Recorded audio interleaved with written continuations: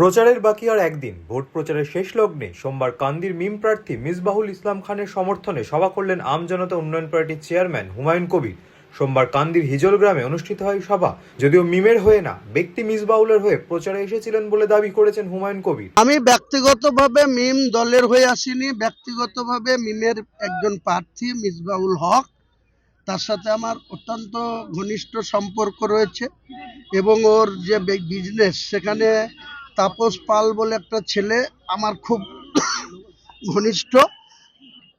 মিসবাহুলের কাছে তাপস ম্যানেজারের কাজ করে চিপনি ভাটায়। তার প্রতিও আমার দুর্বলতা আছে, তাপস পালের প্রতি, এবং মিসবাহুলের প্রতিও আমার দুর্বলতা আছে, আর দায়বদ্ধতা আছে তৃণমূলকে হারানোর। তাই এখানে যেহেতু আমি জোট করে সিটটা ছেড়েছিলাম, তাই আমি নিজের উদ্যোগেই মিসবাহুলের হয়ে কান্দির মানুষের কাছে আবেদন রাখতেছি। রাজ্যে মিম আর হুমায়ুনের জোট ভেঙেছে দিন কয়েক আগেই, কিন্তু তারপরেও মিম প্রার্থীর হয়ে সোমবার ভোট প্রচারে হুমায়ুনকে দেখে নতুন করে শুরু হয়েছে রাজনৈতিক গুঞ্জন।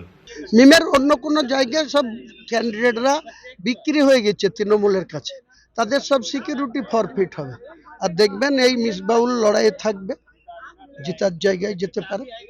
আর লালগোলাটাও লড়াইয়ে থাকবে, আর বসিরহাটে দুটো প্রার্থী আছে, তারাও লড়াইয়ে থাকবে। হার জিত সেটা চোঠা মেয়ের জন্য অপেক্ষা করতে হবে। কান্দি বিধানসভার মিম প্রার্থীর হয়ে হুমায়ুনের এদিনের প্রচার নতুন করে জল্পনা শুরু করেছে রাজনৈতিক মহলে। কান্দির মিম প্রার্থীর হয়ে দিন কয়েক আগেই প্রায় 48 ঘন্টার ব্যবধানে দুবার এসেছিলেন মিম সুপ্রিমো ব্যারিস্টার আসাউদ্দিন ওয়েসি। একদম শেষ লগ্নে এলেন হুমায়ুনও।